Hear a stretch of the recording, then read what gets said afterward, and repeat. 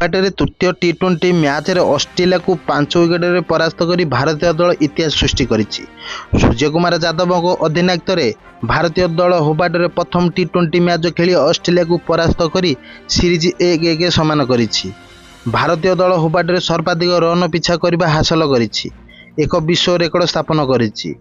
2010 मसीह बेलरिव ओभाल रे टी20 मैच खेला जाउछि, जेउठारे एही मैच पूर्व हाईएस्ट रन थिला 177, जहाँ आयरलैंड 2022 मसीह स्कॉटलैंड विपक्ष हासिल करथिला।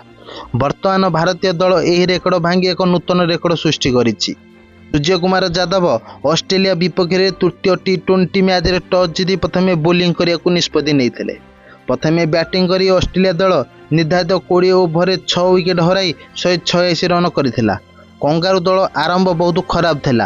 अर्शदीप सिंह, ट्रेविस हेड एवं जोश इंग्लिश विकेट नहीं ऑस्ट्रेलिया को 2टी प्रारंभिक झटका देथिले। एहा परे वरुण चक्रवर्ती अधिनायक मिचेल मार्श को विकेट नैथिले। ट्रेविस हेड मैच रे 6 रन करी आउट होइथिले, जेतेबेले अधिनायक मिचेल 11 रन इनिंग्स खेलिथिले। एहा परे टीम डेविड विकेट पतन पर दलर इंग्लिश संभाळियार दायित्व नैथिले।